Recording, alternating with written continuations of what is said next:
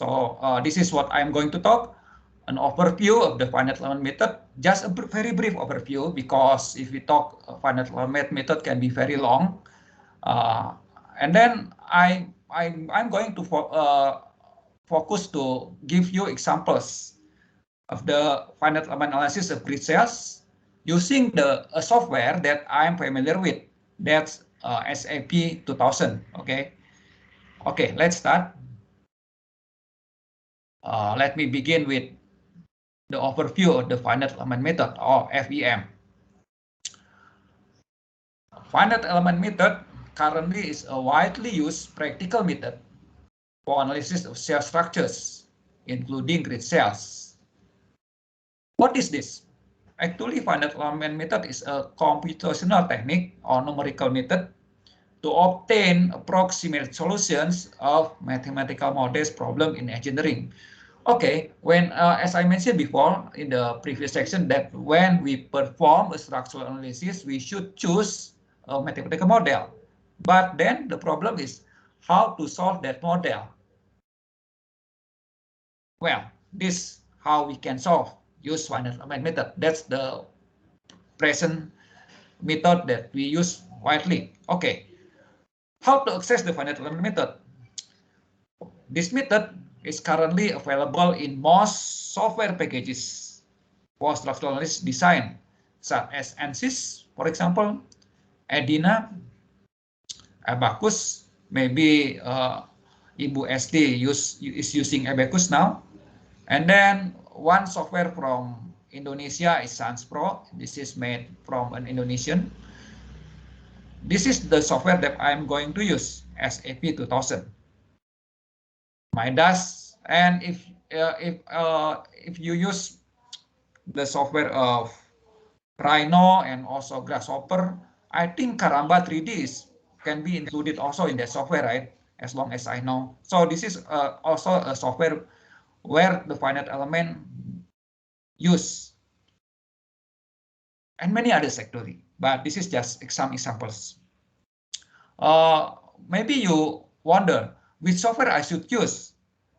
My answer is depend on what kind of analysis you want. Okay, because each software has its strength and weakness. If our job is for practical structural analysis, I recommend, of course, usually SansPro or SAP 2000.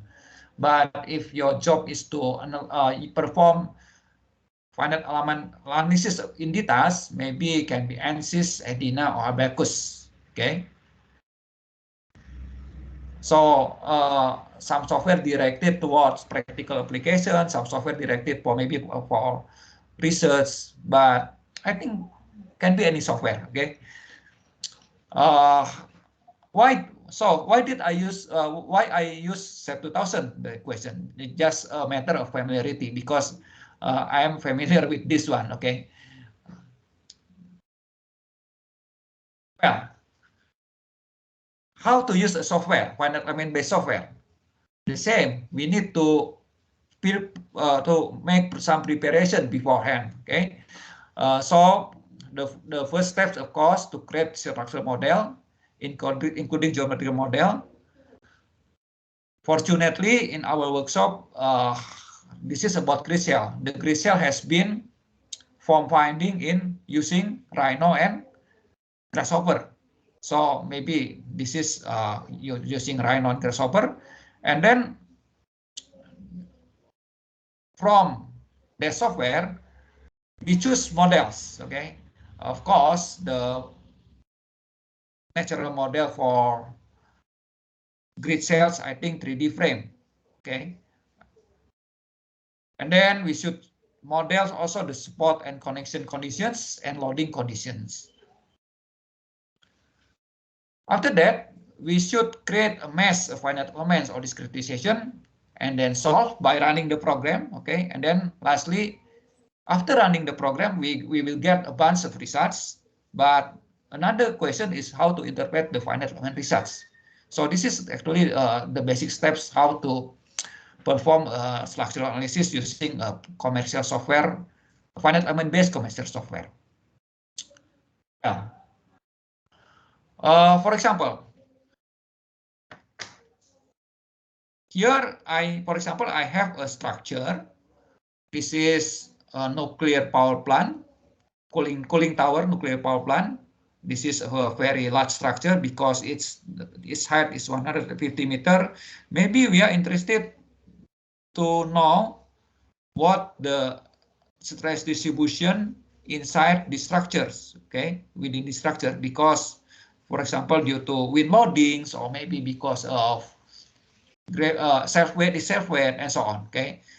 For example, due to gravity loads, for example. And then when we come to software, we try to model the geometry. This is not grid cell, this is a continuous cell. So we use continuous a cell model here in this software. And then we provide some spots here at the nodes. We model the spots. Actually, this is the foundations of the structure, right? In reality, but this is we model as a spots, and then we perform analysis. When we perform structural analysis using finite element, a structure is divided into elements like this. This is cell elements, cell elements. For each cell element has, this is 4 nodes, 4 node cell elements. Actually, can be more, but this is for noded cell element. That's the way finite element works. We should divide a structure into smaller elements. Okay. And after this, we run the software, and then we got the results. What's this? Oh, we know from the fundamentals of structural analysis that if this is cell models, one of the internal forces inside is the membrane forces, right? Here I plot the contour, membrane force contour in the circumferential directions. Circumferential means in this direction, because the membrane force we have is can be in the circumferential directions, can be in the height directions, but this is in circumferential directions. What we see here, we see that this color represents some numbers. For example, this red we can read here, okay? Of course, we should work with some units. And then this is about minus 1.2. This is minus 1.2 watt units, right? Force per unit length. So the intensity of the stress here is in compression, but here almost no stress. Okay, so that's the stress within the elements, within the solid, the cells, I mean. Maybe we don't satisfy with this result because seems the color is not so smooth. In finite element analysis, we can refine the previous results by refining the mesh. Okay, let's use another mesh. I didn't include in my picture here, but we can refine the mesh, and then we will get better results. Okay, I forgot that I didn't include in my slides.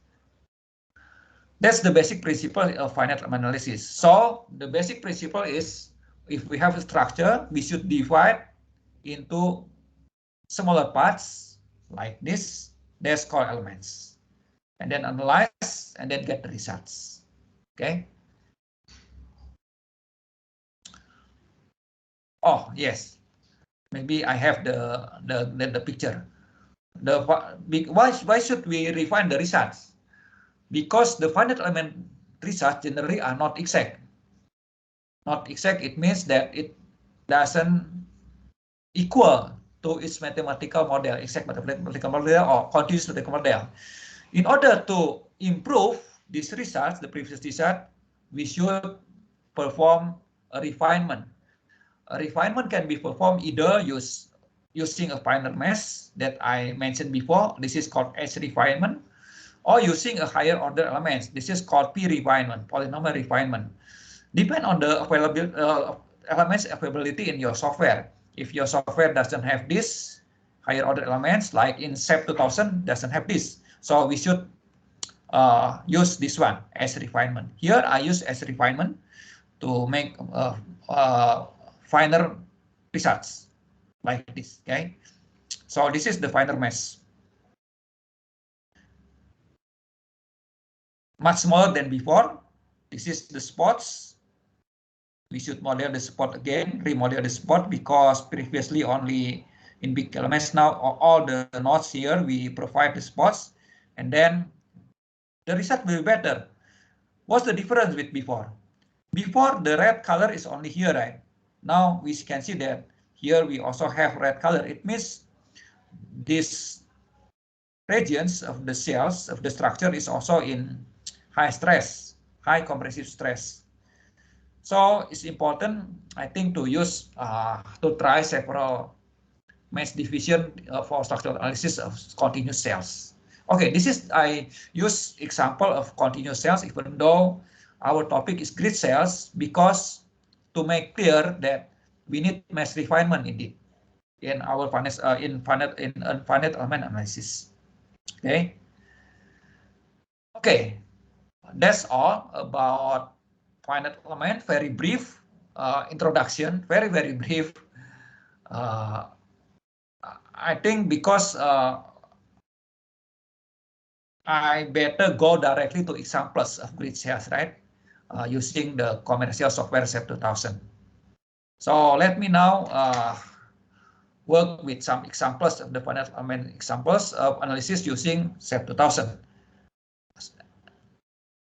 What is SAP 2000? Maybe you wonder, okay?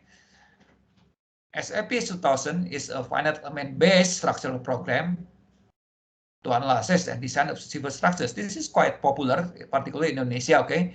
Most structural engineers know this software and use this software in their works for designing buildings or maybe bridges and so on, okay? The version of SAP 2000 that I use in this workshop is a trial version that you can request it from this website, okay? If you want to try. Well, example one, for example, I receive from form finding design, the design like this of grid cell, okay? This is I received from Bu SD actually. And then the next step is we should wonder what materials is used for these grid cells. Let's say, for example, the grid cell made from Bambusa stenotacea. This is a kind of bamboo. If I read from the journal, it's from Vietnam. Okay, Bambusa stenotacea. Let's say, and then let's say the what's the diameter? What the size of the members of this? Let's say it has the diameter of 100 millimeter or 10 centimeter, and the wall thickness 15 millimeter. This is just for example. Okay, just for example. Of course, you in actual you have to use the actual size also. Okay. So if you want to use a bamboo with, for example, diameter of 12 centimeter and wall thickness, but we should know the dimension. Without that, we cannot perform structural analysis, the dimension of the members. Next, the other data that we need in structural analysis is the specific gravity. This is actually for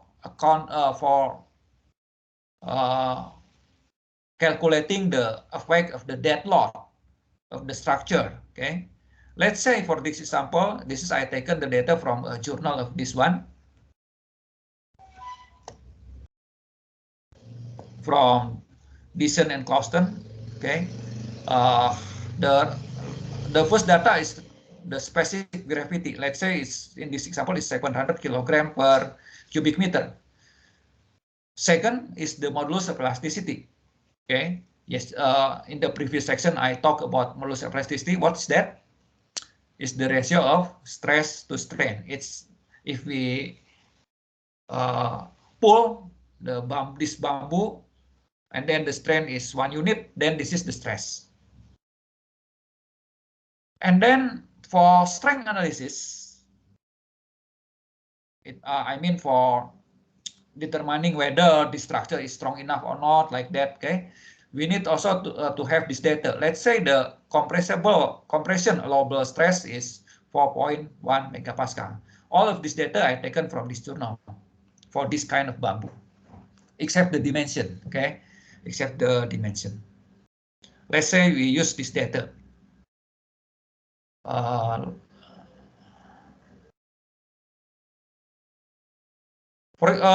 The next step is after we have the material data, and then we should ask ourselves, what's the goal of our structural analysis? As I mentioned before, for example, our goal is just very simple. I want to know the total weight of the grid cell from the data of mass density. That's very simple purpose, but it's okay. Actually, we can calculate manually, right? If we know the length of this and then the area, but using this software, also actually we can know the total weights. Another example, for example, another example of the goal of structural analysis, for example, we want to check whether the structure is allowable to carry a gravitational lift load of 5 times of its own weight. What I mean is, well, you know that every structure has their own shape weight. From here, right, we know how many kilograms or how many tons. Okay, and then if this structure have a life load of the magnitude of 5 times of its weight, is it still strong enough, allowable by the code, design code? We can check. Okay, maybe another goal of analysis of what is the magnitude of buckling critical load of this grid cell. As I mentioned in my previous segment, that cell structures in most of cell structures are susceptible to buckling. It's prone to buckling. It's easy buckles when we have loads. So the question is, what's the magnitude of the loads that we can apply before this structure buckles theoretically? Okay, theoretically, there's some goals that we can set. Okay, let me now directly use SAP 2000 to show you how to do this. Okay, so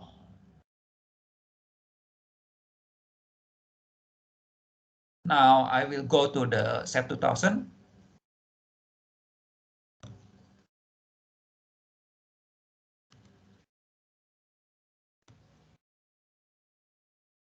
Okay, let me share the SAP 2000's windows. Can you see all? This is the software. Yes. Okay.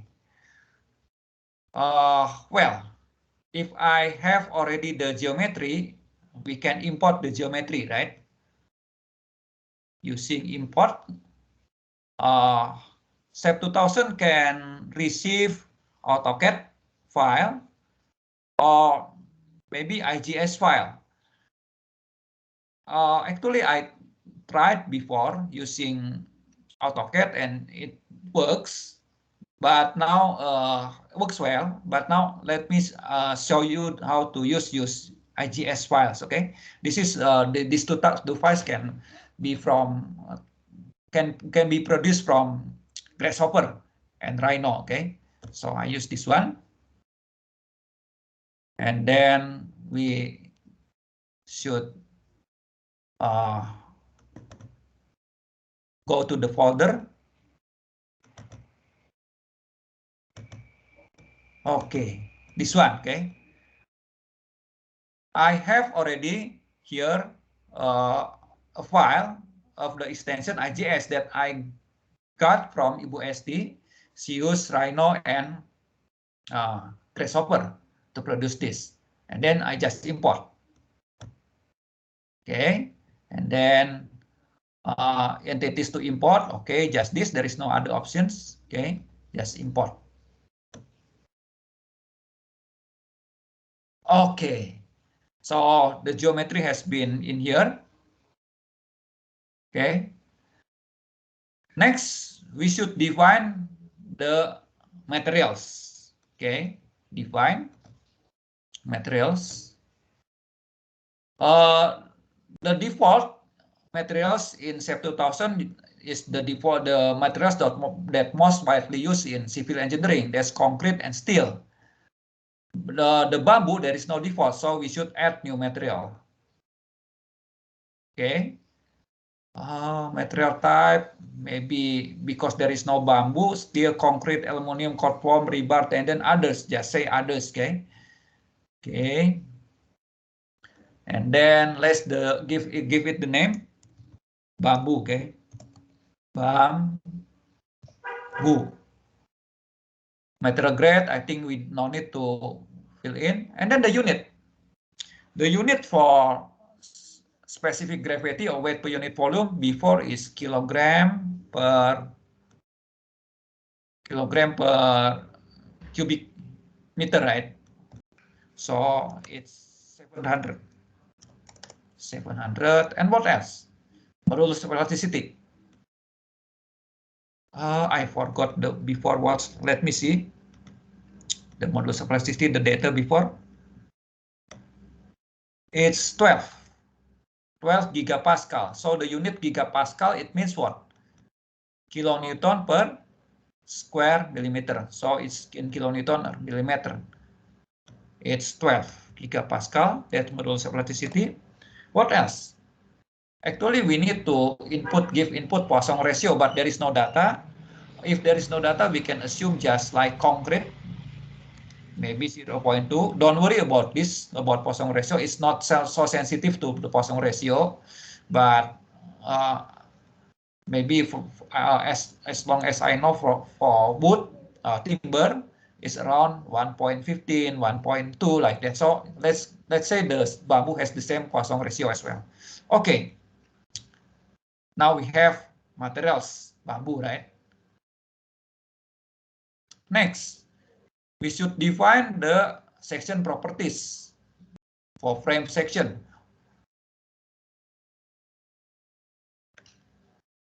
We add a new property, and then because bamboo is a hollow cylinder, we choose this one, okay?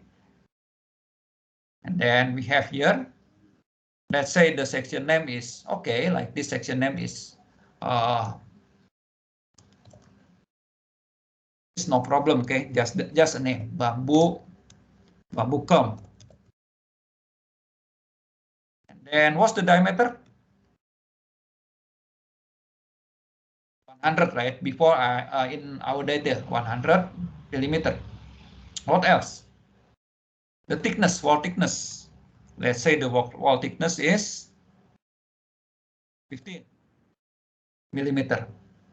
So from this data, the software automatically compute or calculate these quantities, cross section, moment of inertia, and so on. Okay, and many others. Then okay.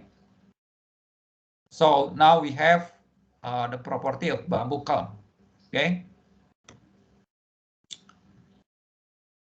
Okay, let me zoom in to make it clear. Next, what should we do? Of course, we cannot use this, analyze this directly, because what? Still doesn't have spot. So we should provide some spots here. Here, okay. How to provide the spots? We choose this one, points, one by one.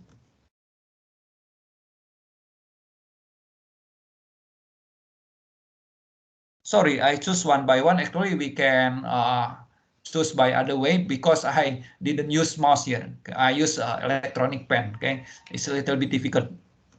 So I just choose one by one and then assign the spots. Join. The name is join restraint. Okay, we can choose the restraint or the spot. For example, hints here. Okay, and then okay. So now we have the spots. How about this? Yes, we have to rotate first.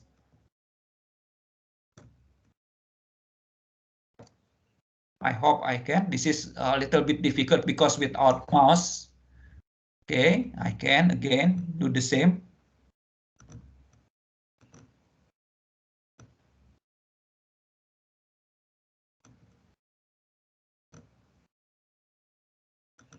A little bit difficult. And then assign, join, restrain. This one, okay.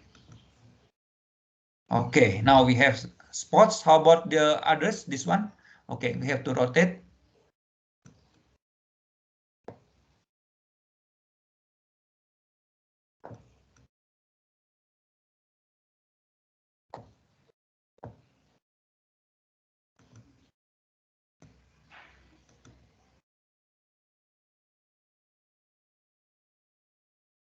And then for all these joins, again, we assign the join restraint.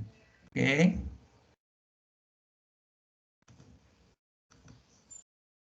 Okay. Now we can save to save as save 2000 files. Let's say the name is demo. Okay. Let's give the name demo. Just the file name for this one. Do we ready for analysis now? Not yet. Why? How about the loadings? Okay, we need some loads, of course. So we should define the load patterns. Okay. Well, by default, SAP 2000 already have the dead load. But suppose that we have the live load as well with the 5 times of the dead load. How to assign this? Okay. Now, live load. The type is, let's say this is roof live load, okay?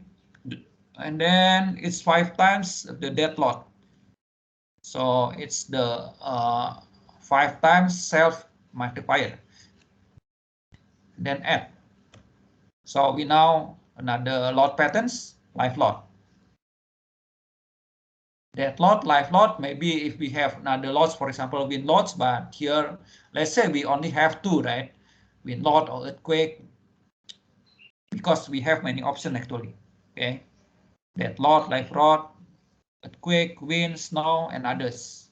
But let's say only 2, okay, for this example. Okay. And then for each loads, we should define load cases here. This is actually to define what analysis we will perform. For example, for dead load, let's say we want to perform linear static analysis, and also for live load, linear static analysis.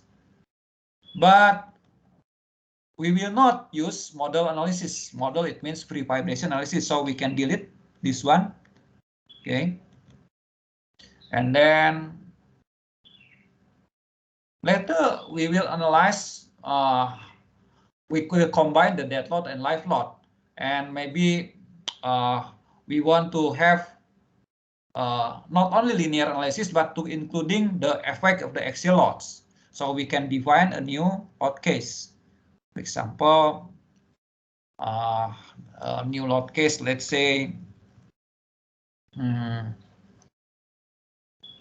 total. Okay, the total load. It means the combination of live load and live load, including the P delta effect.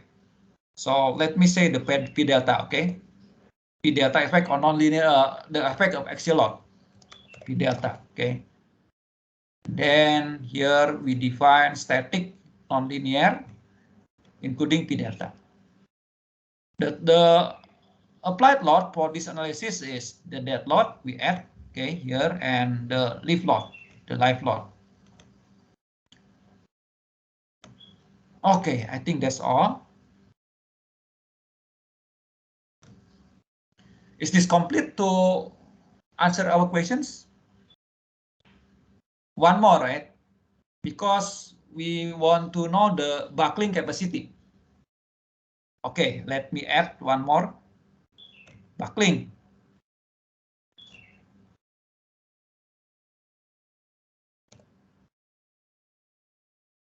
Let's say the buckling with respect to how many times of the dead load. So we add here. Let me change this one. Load case type is buckling. Buckling, and then how many times the dead load the buckling capacity is. So we add here. Okay. Okay, seems complete to answer our questions before, and then okay. If we want to return to the original view, I think we can use this. Okay. Okay, let me save the file. And then, do now we ready for structural analysis? I think so. So now let's run the program.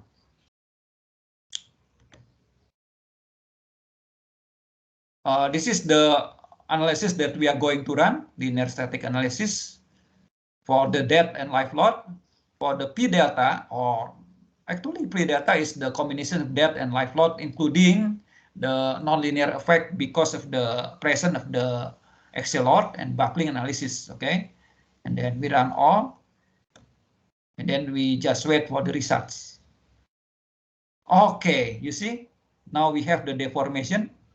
We can animate to see if this is the deformation because of the dead load. Okay, the change of the shape very small. Actually, we can see here that that's in the watt unit, millimeter, very small. Let me zoom it.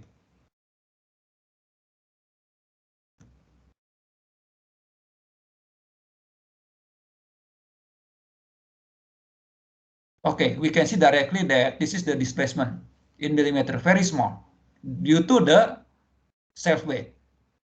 Why very small? Because bamboo is very light, right? Very light, so there is almost no deformation due to its self weight. We can change. Maybe we want to see the buckling mode here. Okay. Oh, maybe due to the combination of dead load and live load, including the axial loads, we can see the deformation. The same, but the magnitude is different. Okay. Now is this in the unit of millimeter. For example, the U1, U2, U3. U3 is the displacement in the Z direction. In the vertical direction is 0.2. It means that this point or this joint moves 0.2 millimeter, very small amount. Okay, because of the two loadings. One is dead load and the other is live load. And we can animate the deformation using this one. Okay, to see it more clearly. Okay, this is the deformation when there is some loading. So from static analysis, we can see the deformed shapes. But that's not yet answer our question, right? Our question is what the total weight of the structure. How can we know? Okay, to know how to predict the total weight. The total weight we can predict from the spot reactions here because of the dead weight, dead load. Okay, because of the dead load we have spot reaction. So let's show this one. Because of the dead load,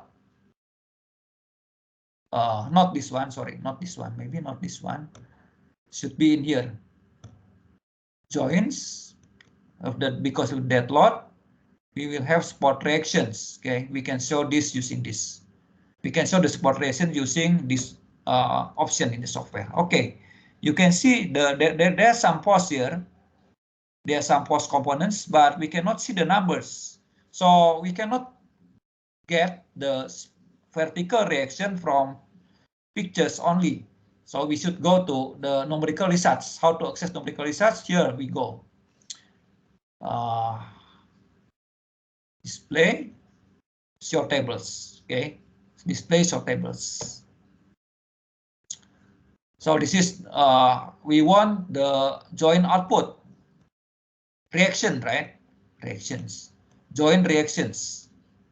Okay, now we get it. Okay, so due to the various lot, but we only want to focus on the because of the dead lot. So let me change. Okay, let me select the case only due to dead lot. Okay, and then also this one due to dead lot. So again, okay, now only due to dead lot. Which components we need to know for calculating the self-weight? The third component, this one, because the F1 is the force component in X direction, Y1 is in Y direction, and Z, the third one is in this direction. Okay, so we need this. But what we need is not only one force like this, the total force. So it's better to import this or to export this to Excel.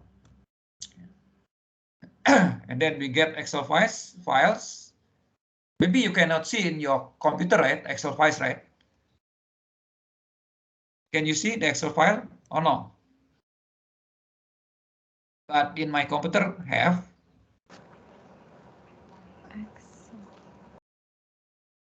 Can you see?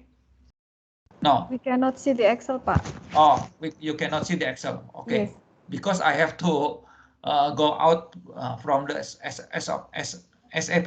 Let me say something that the Excel file is just like this, and then from the Excel files we just sum up all the contribution from the third force here. Okay, let me do it and then tell you the results. I do it in my Excel. I'm sorry, I cannot show because I have to return to SAP again later. I just sum up and then got the number is, oh, maybe this is, I got the number is 300. Let me write 382 kilonewton.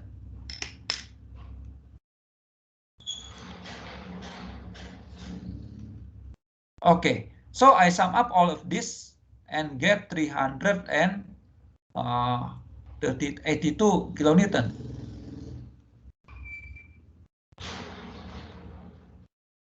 Is this all dead lots? Yes. So the answer is the total weight is according to what I calculated is 382 kilonewton. But it seems not realistic, right? Because it seems 382 kilonewton is very large, 38 kilonewton. Maybe I have some mistake before in my input, okay, in the unit. Let me return later to the slides. Okay, I have already tried this before and the result is not the same, but I should figure out the mistake where. Okay, let me tell you the second one. To answer the second questions, the second question is about the strength of this structure. Does this structure have enough strength? What result we should refer to here? Okay. The dominant force for this cell is the axial force. So the axial force due to what? Due to P delta, because P delta is already include the live load and dead load. So we can see the result directly. Okay, here. As you can see that the largest normal force is not on the top part, on the bottom part here. So we can see the numbers here, and we can access by click Sorry. For example, this one, click the member and then left click, and then we can access the numbers, okay? Is 57 kilonewton, or around 5 tons, right? 5.7 tons. Maybe because of the mistake, I think this is too large.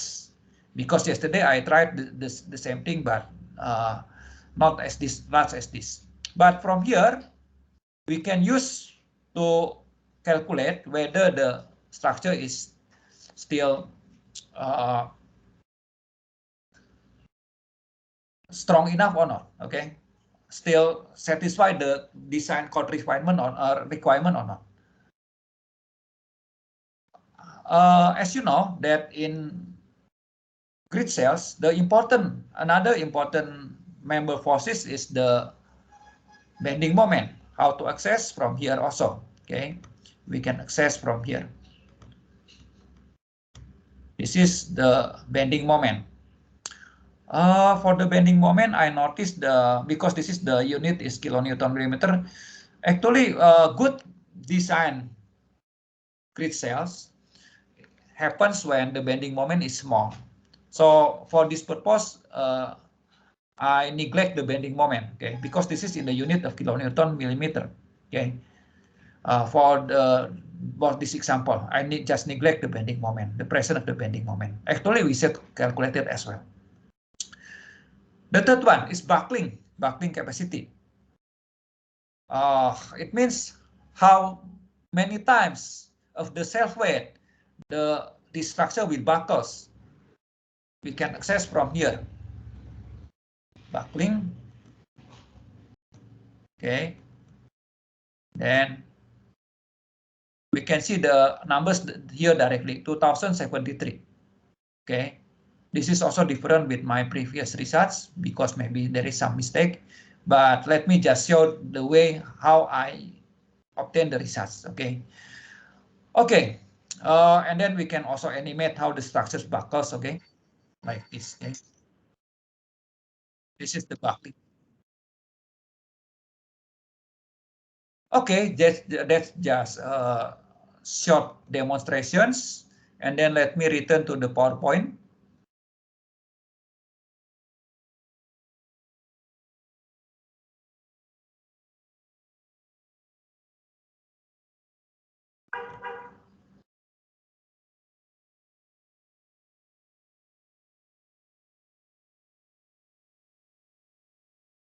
So from the analysis results, we get these answers. Okay, the total weight, of the structure can be found from the total vertical support reactions. That's just sum up all the total support reactions due to the self weight only or dead load only. Okay, that's this kilogram, different from the previous result because maybe I made some mistakes there, maybe in the unit most probably. Okay, and then the maximum axial force I get from the research is 3.34 kilonewton. How to compare this with the strength of the materials?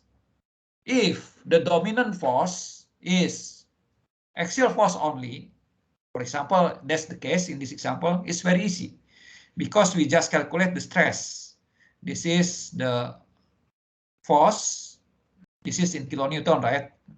I multiply with 1000, I get 3034 divided by the cross-sectional area. How can we know the cross-sectional area? Okay, let me go to SAP 2000 again.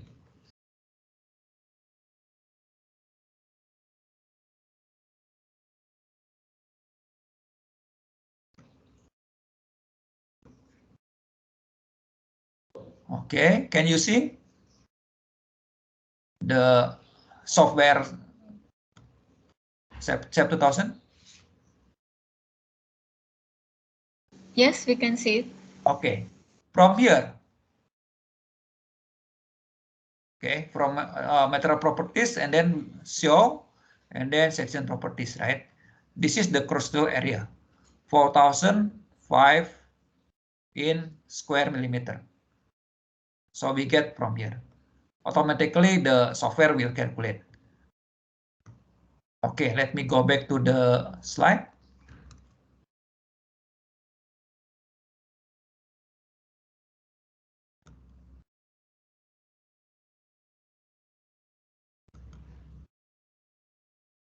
So we can calculate this using simple calculator and got that the result is 0.757 megapascal. Megapascal is means Newton per square millimeter. And this is far less than 4.1 megapascal from the structural data, right? From the material data. This is the allowable compression strength of the grid cell, while the actual compression strength due to the dead load and the 5 times of its self weight, that the self weight is this one, is only this one. So it's still strong enough to bear the a life load of 5 times of its self weight. And then lastly, if I apply a life load very large, when it will buckle theoretically, how many times of the self weight? This is 79.6 times of the self weight. It's very large, okay, very large numbers before it buckles. That's the answers to our goal of the structural analysis.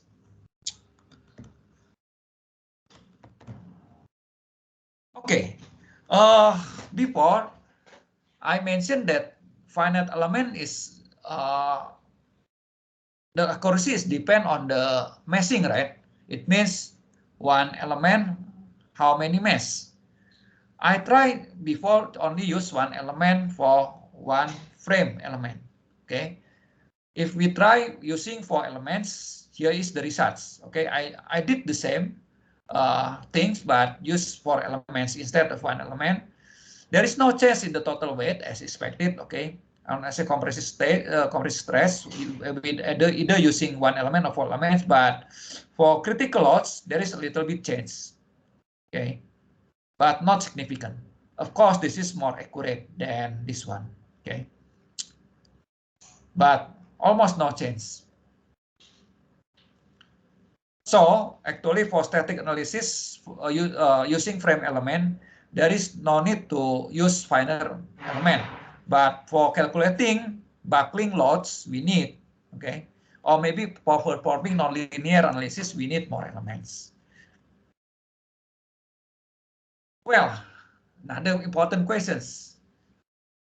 Do we trust the results? Do you believe in the results is true?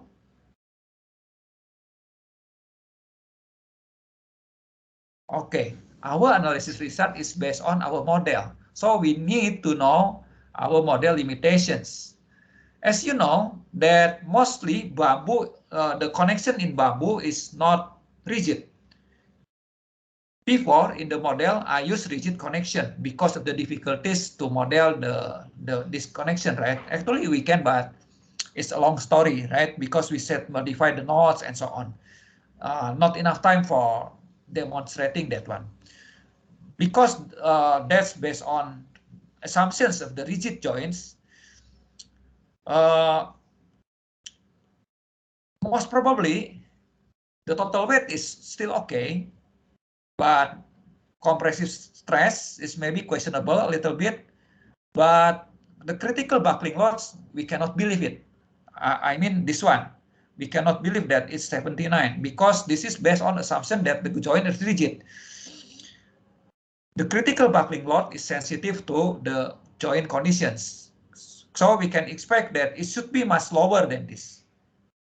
Maybe around 30, I guess. If the joint is not rigid, 30, it means 30 times of the self weight, okay? Then the structure will buckles, maybe, okay? And also there is the buckling load here is computed based on usually perfectly straight members. Actually, bamboo in reality is always a little bit bent. So maybe it's lower than 30 again. Even though we can model the joint exactly, but usually we cannot model the imperfection of the bamboo. So I think it will be much lower than this, okay, in reality. we need to not just trust the results, but we should reconsider the results, whether our model represent the reality or not. Okay. Okay, let me just demonstrate another the second examples. This is just steel grid cells, very simple grid cells. The side view is like this. Okay, the span is 600 inch or 15.24 meter, the span, and then the height of this is the ratio is L over H is 11, so the height is only 1.386 meter. In the previous example, it is in the category of the deep cell because it's the height is very large, right? But this is in the category of shallow cell. Okay, this is the example of shallow cell, and then the grid cell looks like this. Let's say the cross section is a solid square, solid steel. Okay, for steel, I think no problem. We can make the connection rigid, right? For steel, so maybe we can use welded connection here, but for bamboo I think cannot, right? And then this is the examples of the results. We can know the let me tell you that what the loads. The loads comprise of self weight, dead load, and also live load. Let's say the live load is at its joint. Its joint is 1 kips. So here we have 1 kips, 1 kip, 1 kip, and so on. This is the results. Due to the dead load, the deflection, I mean, the deflection. Because of the loads, both the dead load and live load, the structure deform. From the software, we can read the deflection. This is the result that I write. Vertical not the deflection, the reaction, I mean, the reaction here, sorry, the support reaction. This is the result from software that I read, that I get due to dead load and due to live load. This is the vertical reaction and this is the horizontal reactions. This information is actually very useful for those who design the foundation of the structure or the spots of the structure, because they will design the foundation based on this data. Okay, this is the deflection, vertical deflection is very small, as we can expect. Okay, structure should be stable. So if the deflections due to dead and live load is large, it means something wrong. Usually something wrong with that structure. Okay, maybe unstable or whatever. There is the animation. Okay, the deformation pattern. This is the force diagram, axial force. For this structure, the axial force is almost the same, unlike before, unlike the previous examples. In the previous example, the biggest compressive force is on the bottom. Here, almost the same because the cell is shallow. But the problem is for shallow cells, not only compressive force, but also we have bending moments, right? So the tendency is like this. If the cell is deep enough, the dominant force usually will be axial force. But if the cells is shallow like this, normally the bending moment will also quite large. Okay. This is if we perform maybe not static analysis but dynamic analysis, we may have the period of the structures like this. This information is important for if we design the structure to wind and earthquake, because wind and earthquake are dynamic loadings. So basically we have to avoid a frequency that a period of frequency that will lead to resonance conditions. Okay, this is the buckling mode as before. We get these informations. Okay, 56.84, it means 56.84 times the vertical loads. two buckles. This is the buckling mode. Okay, you can see the buckling mode. Okay. Okay, that's all for examples of the unstrained grid cells. Okay. Let me continue with the last examples. This is, I think, very interesting because this is we simulate the construction process of a strained bamboo grid cells. Okay, grid cells here I simplify because if I analyze grid cell, it takes time. So in this example, I just called it grid arch. It means consists of two arcs like this. Okay. Let's say the span is 8 meter here, and the target height is 1 meter. As you know, the strained bamboo grid cell, how to construct? We initially have a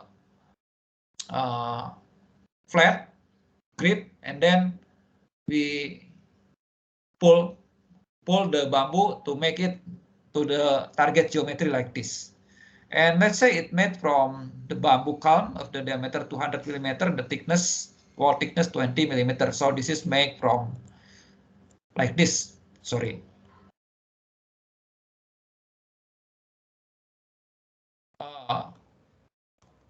Sorry. I'm sorry. For bamboo culm of the diameter 200 millimeter and wall thickness of 20 millimeter. So it's bigger than the previous one in the previous example. Well, first in our computer is we build our model like this, flat, and then we apply a force to make it becomes curved to the target geometry. Okay, so the grid arch is built by lifting over a grid mat. This is grid mat on the ground to be fixed into final form. Well, the important question is, with the given bamboo profile, that's the 20 millimeter diameter, is very big, right? Can we reach the target of 1 meter? That's the big question, right? Because when we pull the bamboo up during the constructions, we cannot allow the bamboo to break, right? But can we achieve 1 meter using that bamboo? I think no, because too large, right? Okay. For modeling this grid mat, I call this is grid mat. Okay. Grid mat. We need the information. How about the length? Sorry, the length of this bamboo. We can use some mathematics. Okay. Because we overlap, we will put the grid mat overlap each other like this. The length is a little bit different. For the upper arch, I get this length. The length of the initial grid mat, okay, and for the lower arch is this length. And then we put the model in the computer. So in the direction is this length, x direction, then y direction is this length, 8.3970 meter.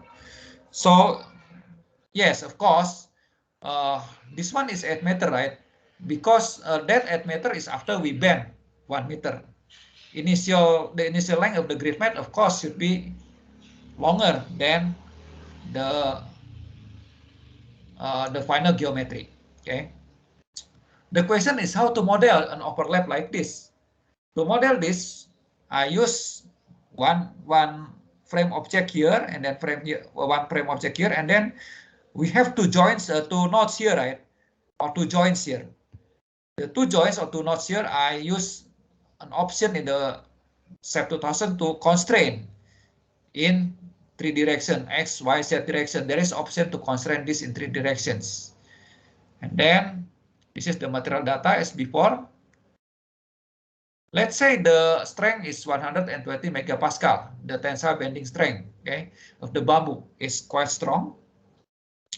And then during constructions, it's important to prevent the breakage of the bamboo culm. How to prevent this? We use this formula. the bending stress during construction should be lower than allowable bamboo stress, the allowable strength of the bamboo. To obtain the allowable strength of the bamboo, this is actually just the average tensile bending strength. We cannot use directly 120, okay, because of course it's dangerous. We need a kind of factor of safety. Let's say in this example, I use factor of safety 2. Okay, so this is 2. And then for calculating the stress, we need this formula. This is the bending moment, maximum bending moment. This is the modulus, the moment of inertia, and this is the distance from the neutral axis. Okay, this is the normal force and the axial force. This is the complete formula for calculating the stress if we include both the normal force and bending moment. Okay, for the bamboo of the diameter of 200, this is the results. Okay, this is the C. C is the distance from the neutral axis, is 100 millimeter because the diameter is 200 millimeter. This is 100, and this is the formula for calculating the moment of inertia. From this formula, I get this one. Okay. Because of the bending process in this construction method, the dominant force is not normal but bending. Okay, so the normal force is 0. So we can neglect this, just focus on this one. Okay, and then from this formula, dropping out this, deleting this, and then we have this one, right? Bending moment, the distance of the neutral axis, the moment of inertia. This is the allowable stress, and then we get that the moment that we can say this is the allowable bending moment during construction is this one given by this formula. Okay, and then I calculate, just input the data, and then I get the allowable bending moment 27.882 kilonewton meter. Okay, so from this we now simulate in the computer. Okay, we create the geometry, and then we perform last displacement analysis using these options. And here is the deformation during the construction process. Okay, from the grid mat, and then become the curve. And then this is the bending moment. The largest bending moment is in here. So I pull using, maybe in the construction using cranes, cable and cranes, or maybe push from below using scaffolding. Okay, and then this is the bending moment during construction process. And then just read from the output result in the software, we can obtain this one. Okay, so this is the force versus displacement. So when the lifting force is this kilonewton, for example 20 kilonewton, the displacement is this one, the displacement of the center. Okay, and so on. Okay, so it's actually still linear. Okay, and then our allowable bending moment is, this is the graphs, another graphs that we draw from the results of the SEP 2000. This is bending moment. This is the displacement. The displacement, it means the height from the grid mat to become the curve grid cells or grid arch. Okay, we can see that from previous computation that our allowable bending moment is 27.8 kilonewton meter. But in order to achieve 1 meter or just 90 centimeter, okay, this is in millimeter, this is 90 centimeter, we need the bending moment in the bamboo is more than 100 kilonewton meter. But our bamboo is only allowable to achieve only 27. So in other words, to make the bamboo still, the stress in the bamboo still in the allowable stress, we can only lift up the bamboo only 22.8 centimeter. So in other words, we cannot achieve the target. Why? Because the bamboo is too large, right? The bamboo we use too large. To achieve the target, maybe we should use a smaller diameter of the bamboo. Okay, this is very interesting simulation, I think, because using software, we can also simulate the construction process, the stress induced during construction process, not only in the final geometry. Okay, thank you all for your kind attention. This is the end of my presentation. Let me return this to Ibu Esti. Okay, thank you, Dr. Wong, for your presentation. Actually, this is quite interesting, and also we learned something new about structural analysis using SEP and the visualization. Actually, the visualization is quite important for architect, because we are architect tend to see the picture rather than reading all the number. We still have around 15 minutes for question and ask. So I would like to open this opportunity to our participants. Is there any question for Dr. Wong? You can directly ask by raising hands and ask the question to Dr. Wong, or by typing in the chat box. So I would like to invite to all participants.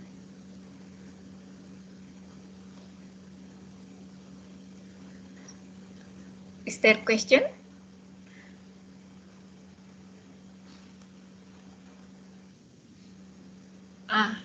Okay, from Ibu Vina. Thank you for the presentation, and she would like to ask, what if we want to add more dead load to the grid shell? Perhaps we want to add concrete plate as the roof of the grid shell in some parts of the grid shell. Is there any really simplified methods for us to analyze and predict the structure?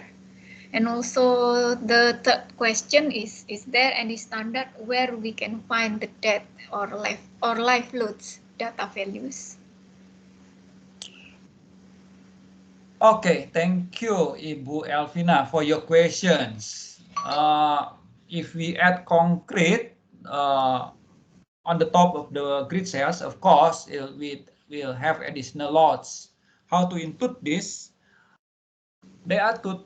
Maybe we can have two methods to include. First, by calculating manually the weight of the concrete, and then put the weight to the nodes of the grid cell, the load to the grid cells. We can assign in the software the force to at each node of the grid cells, right? That's the first way. The second way is, maybe this is we use continuous cell models overlap to the grid cells. So we model the concrete, maybe concrete panel as the cell element, and then we overlap that to that, and then automatically the software will read as the dead load. Okay, so we have two ways for that, doing that. The second question is, is there any standard where we can find the dead and live load data values? Normally, for the dead load, we can predict from the mass density of the materials. For example, if made from steel, we as a structural engineer aware that normally the mass density of steel is 7,850 kilogram per cubic meter. For concrete, normally we use 2,400 kilogram per cubic meter. For bamboo, it should be less than 1,000 kilogram per cubic meter. I think around 700. In my example, 700. That's from material data, the dead load. Okay. For the live load, it has a standard load that I mentioned before in my previous segment. That's the standard of loadings, because depend on the function. Normally for the grid cell, the function is used as a roof.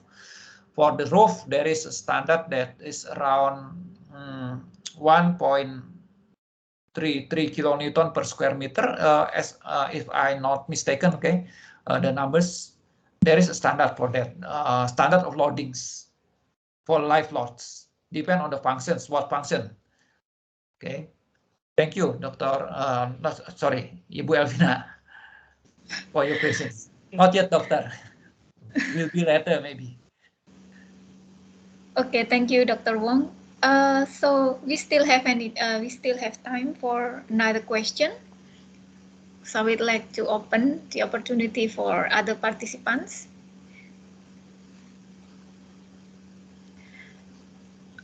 Okay, while waiting a question for other participants, Dr. Wong, I would like to know if we already designed the shell structure and then also already designed the grid of the bamboo, but then when we export it and then analyze using SAP, suddenly the stress or everything is red in the picture.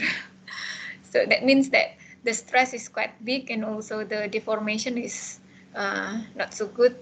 And is there any strategies for us and as a designer, also as a civil engineer, to face that problem? For example, should we always should only make the diameter of the bamboo become bigger, or can we do something else for that? Okay, Ibu Esti, thank you for your question. Very good question and very interesting, because normally, yes, in frame structures, if the stress larger than allowable stress, normally we resort to choose larger members, right? Larger size member. Okay, but for the sales, maybe can be different strategy. In addition to you choose larger members, actually we can ask the architect, change your design, not be like that. Maybe the shape is not optimal, so we can suggest to make some corrugation, for example, because the tendency for cells in general, if we make corrugation, the cells becomes much more stronger. Okay, corrugation, it means like corrugation is like make waves like in your geometry, not only plane like that. It will be much stronger. So we should discuss in the very beginning between structural engineer and architects how to make a strong cells. Okay, because it depends also on the shape for the cells. Not only rely on the size of the members. Okay. Okay, thank you very much. Oh, we still have 10 minutes. Is there any other question from the participants?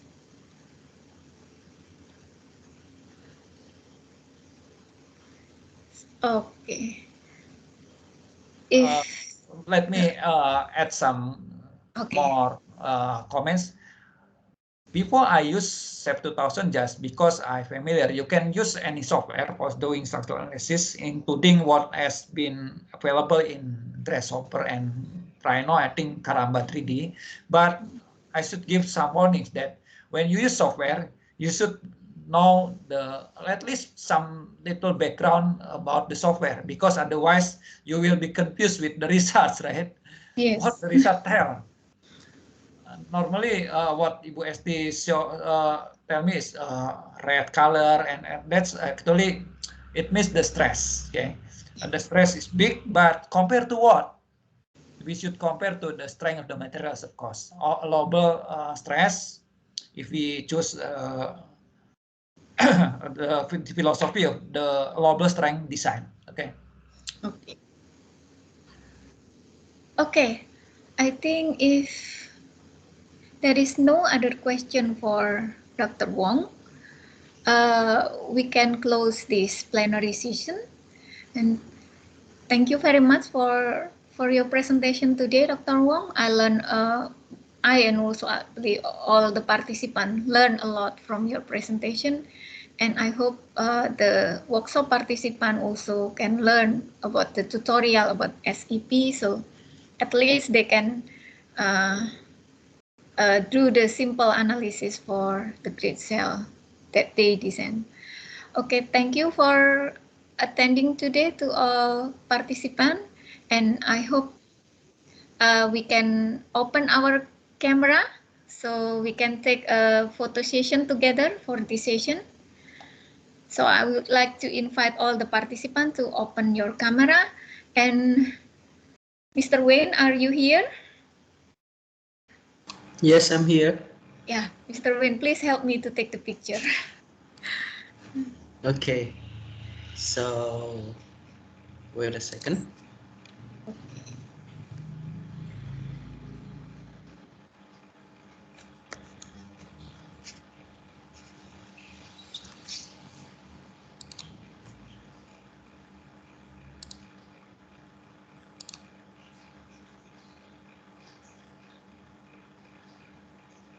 Okay, please everyone open your camera so we can take a photo.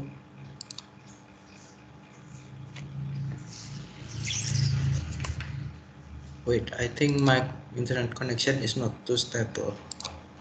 All of you is just a blur. Maybe Bu Vina bisa bantu saya? Bu Vina, can you help me to take the photo? Yeah, I'll try. Together mode nih. Yes.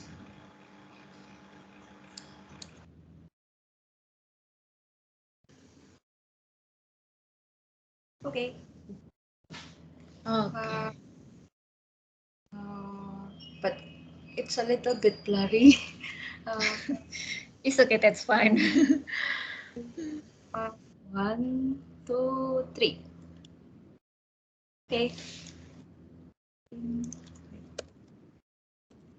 Okay, thank you very much for today and for workshop participant. Probably there is a big question right now. Should we do the structural analysis for our models? If you can do that, then please do the structural analysis, because this is one of the important key point for our review of your design competition. You can follow Dr. Wong Fu Chong step by step or tutorial in the SAP, but we sorry, we didn't expect you to do a very complicated analysis, but just step by step that Dr. Wong already showed to you, and then you can use the material properties that has been explored by previous group in the literature review part, and then what we expect, only you can show the picture, the red, the blue, and also the yellow in your grid shell that you have designed. I think that's already great for you to do that. And also you can download the SAP trial version. There is you just type in the Google SAP 2000 trial version, or if you want to use Karamba, it is also fine if you can do Karamba. If you want to ask about Karamba, probably if there is time, I can give several explanation about Karamba, if possible. Okay.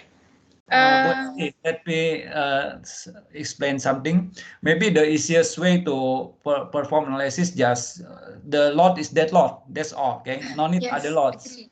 Just because of the self weight, that lot. Import the geometry and then define the lot as that lot only. No need others, because others may be more complicated. And then linear static analysis, and then go and then show the maybe the normal force or bending moment like that. Okay, that's the simplest one. Yeah, thank you, Dr. Wong, for reminding me too. So just only use that load. That means you only put. That means you just only need to input the data of the bamboo itself. So ignore about the envelope. If you have a roof envelope, probably probably you want to add other roof material or roofing material. Just ignore that. Just use the bamboo itself. That means you can input the density, modulus of elasticity, and also the other properties that needed in the cell. Okay, I think that's all. Is there any other additional information from Miss Ruli, Bu Vina, or Mr. Wayne? No, Bu. Okay. Thank you. If there is no other information, then we will have break for 1 hour. And then after that, the workshop will continue with Studio Parallel. Student can prepare for the submission. If there are any question, you can ask the tutor by probably chat in the MS Team or sending an email. And on our 5th day, you will have a DA's conference. So you will all join the DA's conference. It will start at 7:30 with online registration, and then we will pick the best 3 from all the submission. But before that, you have to present your submission and also present your design to us. Okay, I think that's all. Thank you very much for your participation today. See you. Bye.